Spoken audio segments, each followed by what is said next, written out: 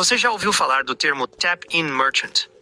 Nos últimos anos, esse termo tem sido usado para descrever atacantes que se especializam em marcar gols dentro da área, sem a necessidade de driblar ou criar chances por conta própria, apenas aproveitando oportunidades fáceis para empurrar a bola para o gol. Jogadores como Erling Haaland e até Cristiano Ronaldo, segundo algumas definições no Urban Dictionary, já foram descritos dessa forma. No entanto, se considerarmos que um tap-in merchant é simplesmente um jogador que marca gols com apenas um toque, então não seria exagero dizer que este atacante dos anos 980 é o maior tap-in merchant de todos os tempos. Claro, isso se você classificar esses gols de um toque como tap-ins, porque, acredite se quiser, Hugo Sánchez era um atacante tão habilidoso, com uma precisão e toque tão incríveis, que ele não precisava ser rápido ou driblar para marcar. Tudo o que ele precisava para fazer gols era um único toque na bola. Ele era tão eficiente que bastava esse breve contato com a bola para liderar a artilharia da La Liga por quase 5 temporadas seguidas. Ele chegou a ser o artilheiro da Europa, com todos os seus gols sendo marcados com apenas um toque. E, se você somar os prêmios Pichichi de Ronaldo, Luis Suárez, Karim Benzema e Samuel Eto'o, ainda não ultrapassaria o número de troféus de artilheiro que Hugo Sánchez conquistou. Apesar de sua grandeza, é lamentável o quão subestimado ele é. Talvez, se ele tivesse nascido nos Estados Unidos, não teria conquistado uma Copa do Mundo. Mas, se tivesse nascido na Europa ou na América do Sul, seu nome seria sempre lembrado nas conversas sobre artilheiros, por puro respeito. Mesmo crescendo na cidade do México, Hugo Sánchez estava destinado a ser um artilheiro excepcional. Seu pai é ex-jogador de futebol no México, expôs Hugo ao esporte desde cedo. Além disso, sua irmã se tornou uma ginasta olímpica, o que ajudou o jovem Hugo a desenvolver uma força, flexibilidade e mobilidade extraordinárias desde criança. Crescer com esse conjunto de habilidades tão diversificado o destacou de outros prodígios do futebol, que se formaram apenas no ambiente tradicional do esporte. Mesmo que ele não soubesse na época, Sánchez utilizaria essa combinação única de esportes para se tornar um dos artilheiros mais diferenciados e emocionantes da história do futebol. Seu talento foi descoberto cedo, tanto que aos 14 anos ele já treinava com um clube que representava a Universidade Nacional do México. E com apenas 16 anos, foi convocado para a seleção, marcando um hat-trick contra a Costa Rica nos Jogos Pan-Americanos e voltando ao México com uma medalha de ouro. Se ele tivesse feito isso na Europa ou em alguns países sul-americanos, o mundo inteiro teria prestado atenção. Pelo menos no México, as pessoas sabiam que um jovem astro do futebol estava surgindo. Ainda adolescente, ele representou o país nas Olimpíadas de 1976, sendo-se o único destaque da equipe mexicana. Chegando a marcar contra grandes seleções e jogadores do futebol mundial, como Michel Platini.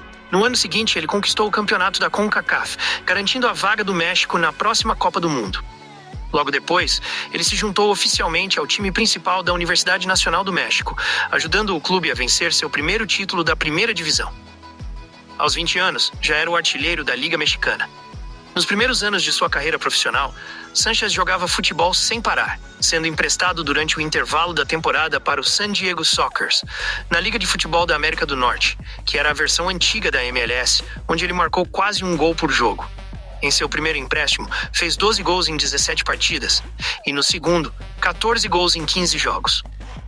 Talvez esse empréstimo para a Liga Americana e suas atuações dominantes tenham sido o impulso que ele precisava para atrair a atenção de clubes da elite europeia, onde ele realmente merecia estar. O Atlético de Madrid decidiu apostar no jovem mexicano e, em sua primeira temporada completa em um novo país e continente, enfrentando jogadores de qualidade muito superior, o jovem de 23 anos, marcou o terceiro maior número de gols da Liga, superando lendas argentinas como Diego Maradona e Mário Kempes, ajudando seu clube a terminar em terceiro lugar na La Liga, um grande salto em relação ao 8º lugar do ano anterior.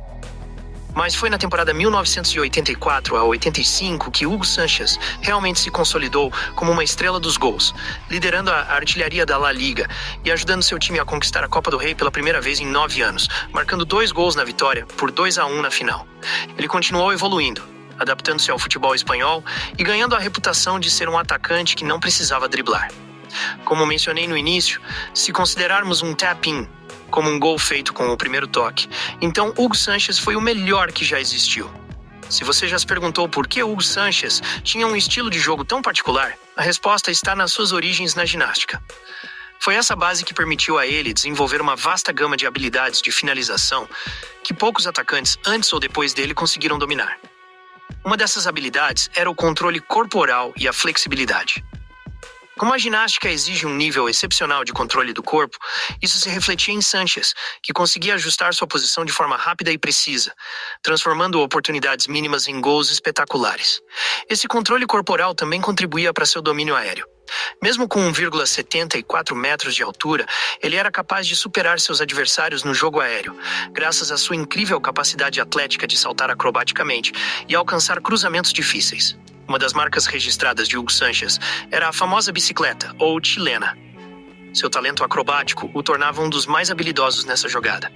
Seu equilíbrio e controle aéreo, combinados com sua flexibilidade, faziam dele um dos mais precisos jogadores a executar bicicletas. Mesmo contra defensores mais altos ou fisicamente superiores, ele conseguia acertar a bola em altura e ângulos que poucos podiam competir. Muitos não percebem a dificuldade de cabecear uma bola vinda de um cruzamento em alta velocidade. Exige um posicionamento e equilíbrio perfeitos, além de manter o foco constante na bola. Durante minha carreira, por exemplo, cabecear era uma das minhas maiores dificuldades. Mas, claro, tudo isso requer um senso de tempo excepcional, algo que Sanchez dominava. Ele sabia exatamente onde estar no campo e como posicionar seu corpo, fosse para um salto, um voleio ou para aproveitar uma segunda chance. A combinação de timing e posicionamento corporal de Sanchez o tornava imprevisível para os defensores, que muitas vezes perdiam sua marca devido ao excelente movimento sem bola. Ele surgia de repente no jogo, e quando os defensores percebiam, já era tarde demais, a bola estava no fundo da rede. Foi sua habilidade acrobática, adquirida na ginástica, que o levou a popularizar o mortal para trás como comemoração de gol. Assim como um ginasta finaliza sua apresentação com uma pose impressionante, Hugo celebrava seus gols de forma espetacular e envolvente. No entanto, sua base na ginástica não seria suficiente sem um grande talento futebolístico. Hugo Sanchez tinha um dos melhores domínios de bola entre os atacantes. Embora seu drible não fosse tão icônico quanto o de Ronaldo Fenômeno, seu primeiro toque na bola era impecável. Ele conseguia colocar a bola onde queria, fosse ao receber um passe, um desvio ou uma bola vinda do alto. Seu toque inicial, muitas vezes, se transformava em um chute perfeito para o gol. Sua capacidade de finalização, inclusive em cobranças de falta, era extremamente técnica.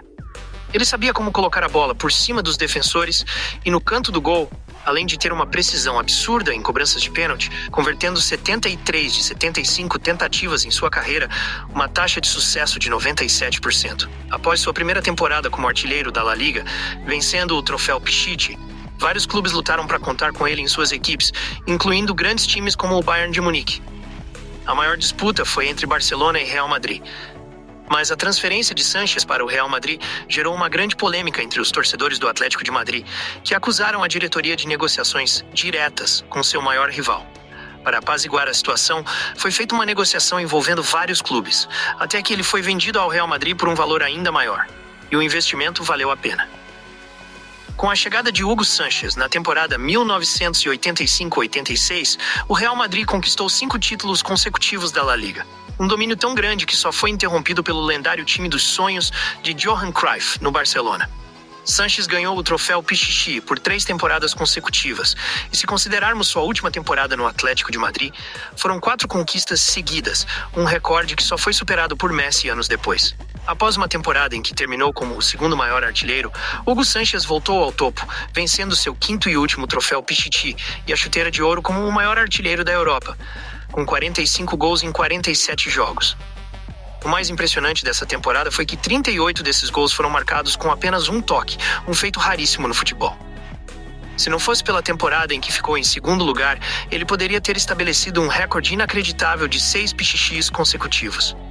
Durante suas 7 temporadas no Real Madrid, Hugo Sanchez conquistou 5 títulos da La Liga, uma Copa do Rei e uma Copa da UEFA.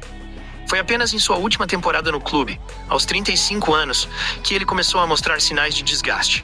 Mesmo assim, ainda liderou o México até a final da Copa América de 1993, marcando 2 gols na semifinal antes de perder para a Argentina. Mesmo com o México não sendo uma potência em torneios internacionais, Sanchez se destacou como o maior orgulho do futebol mexicano, sendo o primeiro jogador a levar o talento de seu país a um nível de respeito mundial. Ele encerrou sua carreira com um total de 515 gols e é amplamente reconhecido como o maior jogador mexicano de todos os tempos. Se inscreva no canal, ative o sininho, não se esqueçam de mandar para todo mundo também que esse ano tem bastante vídeo.